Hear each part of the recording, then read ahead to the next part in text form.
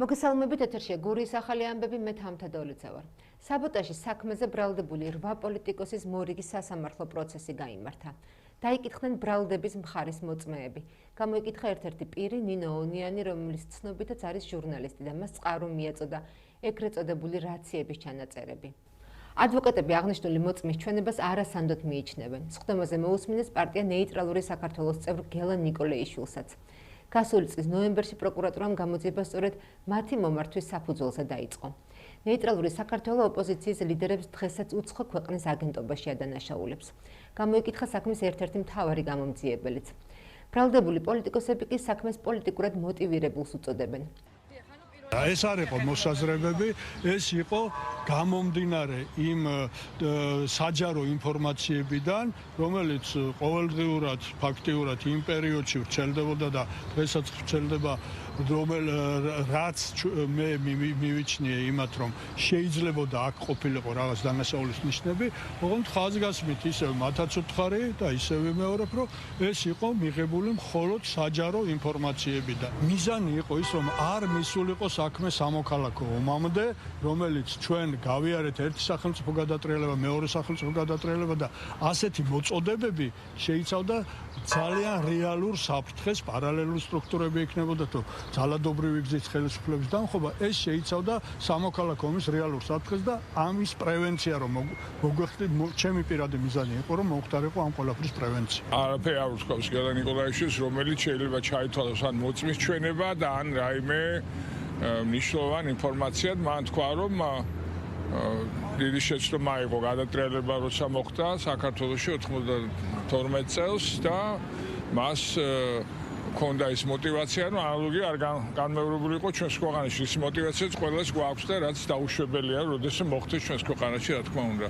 სხვა რაიმე ინფორმაცია მას ისეთი მნიშვნელოვანი არ მეუწოდებია, არ უსაუბრია საერთოდ ისეთ რამეზე, რაც შეიძლება ჩაითვალოს ამტკიცებულებად. როგორც გითხარით, აღნიშნულ ჟურნალისტს მისმა წყარომ უთხრა, რომ უშუალოდ მონაწილეობდა და იყო ერთ-ერთი აქციების ორგანიზატორი პირი, მონაწილეობდა ამ აქციებში, თუმცა დროის გარკვეული პერიოდის შემდგომ მან გადაწყვიტა, რომ მათი ხედვები იყო სხვადასხვა და არ ეთანხმებოდა აქციის ძალადობრივ შინაარს, ასთან დაკავშირებითაც ჰქონდა კონფლიქტი აქციის სხვა მონაწილეებთან და მან ჩაიწერა ეს ჩანაწერები, ასე ვთქვათ, უბრალოდ ეს რაციებს შორის არსებული ჩანაწერებია და წარუდგინა კონკრეტულ პირს.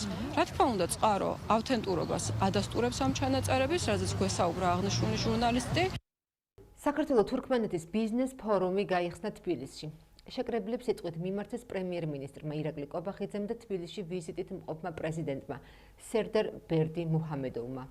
მათ ხაზი გაუსვეს ქვეყნებს შორის ეკონომიკური, ლოჯისტიკური და სატრანსპორტო თანამშრომლობის განსაკუთრებულ მნიშვნელობას. ღონისძიება ხელს შეუწყობს ახალი ბიზნეს კავშირების ჩამოყალიბებას და ურთიერთსასარგებლო პროექტების განხორციელებას. დღეს საქართველო და თურქმენეთი სტაბილური და სანდო სავაჭრო პარტნიორები არიან. გასულ წელს ჩვენს ქვეყნებს შორის სავაჭრო ბრუნვა 26%-ით გაიზარდა და მან $100 მილიონ გადააჭარბა. დადებითი დინამიკა მიმდინარე წელსაც შენარჩუნებულია. ეს მაჩვენებლები ნათლად ადასტურებს, რომ ეკონომიკური თანამშრომლობა მზარდია. მიუხედავად არსებული პროგრესისა, ჩვენს ქვეყნებს შორის სავაჭრო ეკონომიკური ურთიერთობები ჯერ კიდევ სრულად არ ასახავს იმ დიდ პოტენციალს, რომელიც საქართველოსა და თურქმენეთს აქვთ. სწორედ ამიტომ მნიშვნელოვანია ერთობლივი ძალისხმევის გაძლიერება, რათა კიდევ უფრო გაუფართოვოთ თანამშრომლობა, ხელი შეუწყოთ ახალი ბიზნეს კავშირების ჩამოყალიბებას და სრულად ავითვისოთ ჩვენი პარტნიორობის შესაძლებლობები. საქართველო და თურქმენეთი ერთმანეთისთვის მხოლოდ სავაჭრო პარტნიორები არ არიან. ჩვენი ქვეყნები წარმოადგენენ მნიშვნელოვან ხიდებს ევროპასა და აზიას შორის და იზიარებენ საერთო ინტერესს რეგიონული დაკავშირებადობისა და საერთაშორისო ვაჭრობის გაძლიერებაში. საქართველოს სტრატეგიული მდებარეობა შავი ზღვის რეგიონში უნიკალურ შესაძლებლობას გვაძლევს ვიყოთ დამაკავშირებელი რგოლი ევროპულ ბაზრებს, აზიის ქვეყნებსა და საერთაშორისო სატრანსპორტო მარშრუტებს შორის, ხოლო თურქმენეთი, როგორც ცენტრალური აზიის ერთ-ერთი წამყვანი ქვეყანა ეკონომიკური თვალსაზრისით, გამოირჩევა მდიდარი ბუნებრივი რესურსებითა და მზარდი საექსპორტო შესაძლებლობებით. სწორედ ამ საერთო სტრატეგიულ უპირატესობებზე დაყრდნობით, განსაკუთრებულ მნიშვნელობას ვანიჭებთ შუა დერეფნის განვითარებას. ეს არის მარშრუტი, რომელიც სულ უფრო მეტად იძენს გლობალურ მნიშვნელობას და ქმნის ახალ შესაძლებლობებს ევროპასა და აზიას შორის ტვირთების გადაადგილებისთვის. საქართველოს განაგრძობს სატრანსპორტო და ლოგისტიკური ინფრასტრუქტურის გაძლიერებას, რათა შუადერეფანი გახდეს უფრო სწრაფი, ეფექტიანი და კონკურენტუნარიანი. ვესალმები თურქმენეთის ინტერესს საქართველოს შავი ზღვის პორტების მიმდებარედ ლოგისტიკური და სასაწყობე შესაძლებლობების გაფართოების მიმართულებით.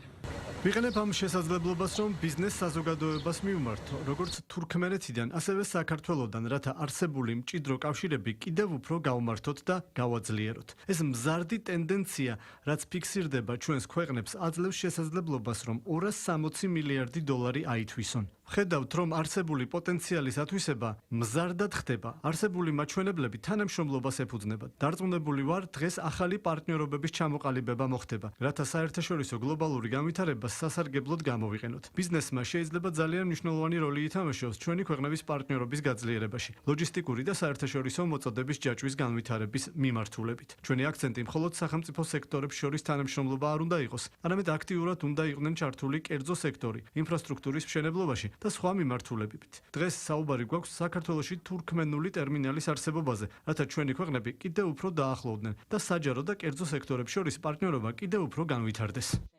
საქართველოს შინაგან საქმეთა სამინისტროს საგანგებო სიტუაციების მართვის სამსახურმა შაორის ტბის მიმდებარე ტერიტორიასა და კურორტ ბახმაროში დამატებითი სახანძრო სამაშველო ძალები განათავსა. შინაგან საქმეთა სამინისტროს ცნობით დამსვენებლებისა და ვიზიტორების უსაფრთხოებას უსმნელსაყოფად კურორტ ბახმაროში მობილიზებულია ცოცხალი ძალა, დრონები და სპეციალური ტექნიკა. საგანგებო სიტუაციების მართვის სამსახური მოქალაქეებს მოუწოდებს დაიცვან უსაფრთხოების წესები. იგივე სცენარით არჩევნებში მონაწილეობას აზრი არ აქვს, ოპოზიცია კი აგრძელებს ერთმანეთთან კონსულტაციას და სამომავლო გეგმების დასახვას. ამის შესახებ ევროპული საქართველოს ადგილობრივი ორგანიზაციის ლიდერმა მიხეილ გოგოტიშვილმა გურია ტივის ეთერში ისაუბრა. გოგოტიშვილმა ასევე შეაფასა ოზურგეთის მერიაში განხორციელებული რეორგანიზაცია და მას არჩევნებისთვის მზადება უწოდა. ახალი არაფერი არა, ყველაფერი კარგად დავიწყებული ძველია. შემდეგ მიმდინარეობს ამის თანამედროვე მანტიის მოსხმა. ჩვეულებრივი საარჩევნო მზადება, რომლითაც ხდება გადამზადება და სანდო პირებისთვის უფრო მეტი სანდოობის მინიჭება და ორჭოფ თუ ვინმე ჭვიანი ან ორჭოფობს ან რაღაც საეჭვოა, იმათი გამყარება. სხვა არაფერი დანარჩენი ჩვეულებრივად გაგრძელდება რეორგანიზაციის შემდეგ. საინტერესოა, რომ ადამიანები, რომლებიც აღნიშნულ შტატებზე იყვნენ დასაქმებულები, მაინდა-მაინც პოლიტიკური აქტივობით არ გამოირჩეოდნენ, პირიქით ისინი გამოირჩეოდნენ კარგი და კეთილსინდისერი საჯარო მოხელეების სტატუსით. და თუ კი მათ არ აქვს პოლიტიკური აქტივობა ღია, ან გამოდის რომ ხელისუფლებამ კიდევ უფრო გაამკაცრა კრიტერიუმები. რა თქმა უნდა, რომ გააქტიურდნენ.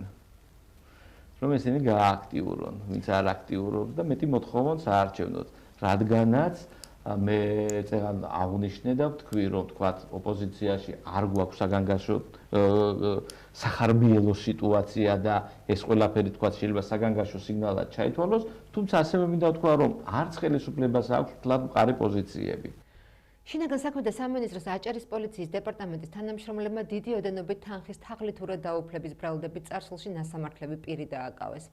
გამოძიებით დაადგინდა, რომ ბრალდებულმა მოქალაქე მოტყუები დაარწმუნა, რომ მას ბათუმში საცხოვრებელი ბინის შეძენასა და სარემონტო სამუშაოების განხორციელებაში დაეხმარებოდა, რის სანაცვლოდაც ეტაპობრივად მართლსაწინააღმდეგოდ მიისაკუთრა მისი კუთვნილი 171,000 ლარამდე. შინაგან საქმეთა სამინისტროს და შემოსავლების სამსახურის საბაჟო დეპარტამენტის თანამშრომლებმა განსაკუთრებით დიდი ოდენობით ნარკოტიკული საშუალებების უკანონო შეძენა შენახვისა და საქართველოში შემოტანის ბრალდებით უცხო ქვეყნის მოქალაქე დააკავეს.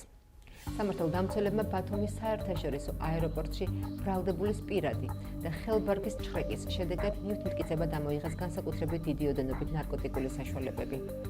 ბრალი დამტკიცების შემთხვევაში 20 წლამდე უვადოდ თავისუფლების აღკვეთას ითვალისწინა.